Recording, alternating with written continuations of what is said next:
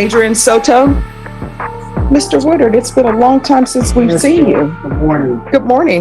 Before we begin, I do have letters I've shown to the state if I can provide them to the court. Okay.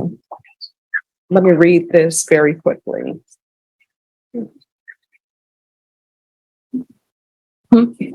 No, they're not.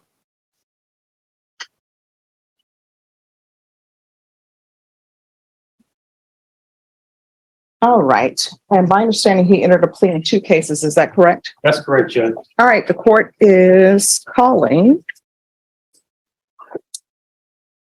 2020 CR 2993 and 2023 CR 043W, State of Texas versus Adrian Soto. Could I have parties announced for the record for the state? Ruben Herrera for the state. Defense? David Andre Woodard from Mr. Soto. Are you Mr. Soto? Yes. And cause number 2020 CR 2998. You enter a plea of no contest to burglary of a habitation with intent to commit assault. According to the plea bargaining agreement, punishments be assessed at 8 years in the prison, and the state is opposing your application. And cause number 2020 CR 3661. You entered a plea of no contest to the offense of assault, bodily injury of a security officer. According to your plea bargaining agreement, the state is requesting that punishments be assessed at 8 years in the prison. They're opposing your applications. Have both parties had a chance to review the PSI report, state? Defense? I have, Judge. Any objections to the PSI report, state? No objection. Defense? No, Your Honor. All right. Any witnesses, state? None from the state. Defense? No, Your Honor, aside from the letters that are provided to the All right. And for the record, the court has reviewed the letters that have been presented. The court will hear arguments, state. Your Honor, based on the defendant's criminal history, he did pick up these felony cases as well as multiple misdemeanors that are also pending involving the same family. The defendant's conduct is escalating and continues to terrorize the family, including the complainants on this case, as well as her brother, her children, and her mother. And the burglary for habitation, burglary to a habitation case, defendants alleged to have entered the house through a open window or through an unlocked window and grabbed the child from where he was sleeping at 3 o'clock in the morning. He's shown a disregard for the safety and welfare of the complainant as well as the children in the household. And it's the state's fear that if the defendant were granted probation, he would continue to contact the family and continue to violate any no contact orders that would be entered. I would believe that the only way to ensure the safety and the welfare of the complainants are to sentence the defendant to the prison. Defense? Judge, I've reviewed the PSI and also talked to Mr. Soto this morning regarding the impact statement that's provided in the PSI, and I've asked him, since this incident, had he had any contact with the complainants? And since the incident, he stayed away from them. He does have 2 children with the young lady. He hasn't seen the children because of this incident, but he has not gone around them or their household. So I think he's shown that he can stay away from them. I don't think he needs prison to stay away from them. Since he's been on bond, since these cases have been pending, he stayed away from that family. Also, Judge, if you look at his prior history, he does not have any convictions for misdemeanors or felonies. He's 25, he is working. He has support. He has family members here in court with him this morning. He has the letters that were provided to him. I think when we pled on the case, Judge, the court asked him if he was experiencing any substance abuse issues at the time of the offense. He was truthful with the court. He said, yes, Judge, I was under the influence. I also asked him this morning if the court did testing, how would he come up? And he explained to me he would come up negative. He has not been using any type of substances since he's been on bond, since these cases have been pending. He's working as a painter. He's not on child support for the children, but he is willing to place himself on child support so he can start contributing to their well-being. Also, Judge, the TAP evaluation, I noticed that it is recommending inpatient treatment.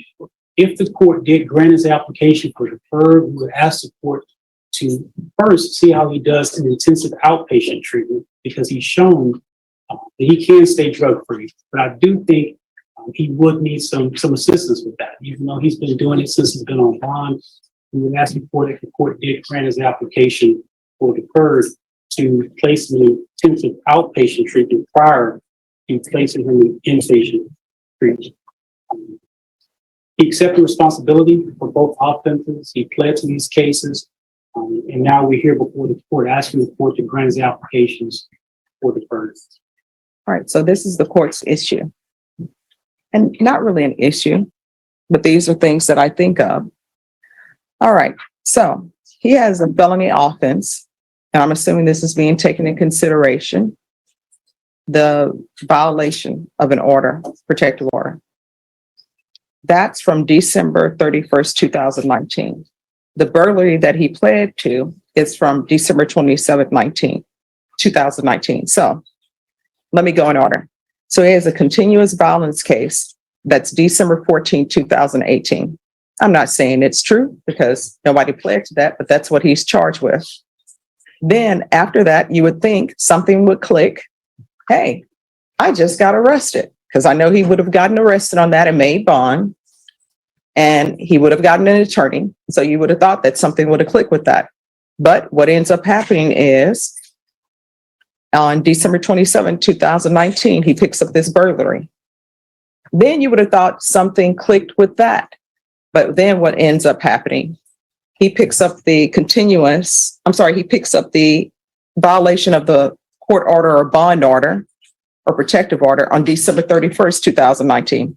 And you would have thought that it would have been like, hey, I need to be on my P's and Q's because I picked up all these felonies. I understand relationships, and sometimes people don't love each other anymore and they have children and they got to make it work for the children, or they got to stay respectful to each other because they got to raise children together. And as everybody know, even though people say, we only need to be with each other for 18 years, but people know sometimes you need to be with certain children till they're like 25 or 30. I understand that. But then what ends up happening? He ends up picking up another case that he pled to, which is the assault case, on September 17th, 2022. So he has some issues. And I don't think that probation at this time is appropriate for him. Is he on GPS? He is, Judge, and since he's been on GPS, he has not violated the GPS. Oh, because he's on GPS because of this. And I'm not the judge who gave him probation for continuing to pick up cases. Some other judge did that. And the only thing I came back to do was probably add the GPS so that everybody would know where he was. So I'm not inclined to give him probation. I'm not going to give him probation. I'm going to sentence him, and I will retain jurisdiction. So in cause number 2020 CR 2998, court will find you guilty.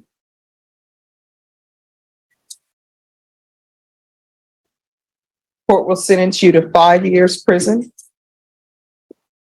Give you credit for any time served. There's a $1,500 fine. Time and money will run concurrent. This will run concurrent with 2023 CR 0463W. Taking consideration 2022 CR 3661, 2021 CR 3086, NITMAG number 679462. The following county court cause numbers: 634960, 6048888, 630200, 634987, 634989. There's an affirmative finding of family violence. There's to be no contact with Augustine Olvera, Olvera, Elvira Olvera, Galilea, Gaililea, Olivera, and John Mello, MELLOW. Give you credit for any time served.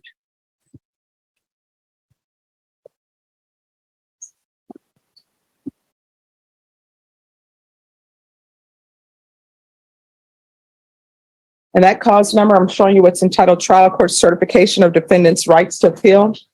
Did you review that with your attorney? Did you understand it? And did you sign it? Yes, ma'am. All right, because this is a plea bargain agreement, because I followed your plea bargain agreement, and because you waive your right to appeal, you do not have the court's permission to appeal. Because this is a felony conviction and also affirmative finding of family violence, you're not allowed to own or possess any weapons or ammunition. If you have a question over what a weapon or ammunition is, you'll need to speak to your attorney. And cause number 2023 CR 0436W, court is finding you guilty, sentencing you to 5 years in the prison, give you credit for any time served. This will run concurrent with 2020 CR 2998. There's to be no contact with Bentley, BENTLEY, Beer, BER, Garden. Court will give you credit for any time served. Showing you what's entitled Trial Court Certification of Defendant's Rights to Appeal. Did you review that document with your attorney? Yes, ma'am. Did you understand it and did you sign it? Yes, ma'am. Because this is a plea bargain agreement, because I followed your plea bargain agreement, and because you waive your right to appeal, you do not have the court's permission to appeal. Do you understand? Because this is a felony conviction, you're not allowed to own or possess any weapons or ammunition. If you have a question over what a weapon or ammunition is, you'll need to speak to an attorney. You understand? All right, we can go off the record. I'll retain jurisdiction. Both cases, Judge? Yes.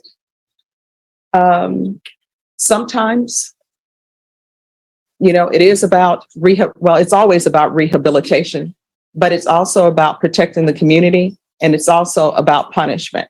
Sometimes people think the justice system isn't about punishment, but really, all these cases, there's an air of punishment involved, but hopefully rehabilitation. I know you probably think this is the end of the world. I came in here, I'm going to prison, but you're young. You still have a chance to get your life together. Please don't go to prison and get a bunch of tattoos, because you're clean shaven now. Please let it stay that way, okay? All right, thank you. Thank you, Judge. And State, if you can get the dismissals. What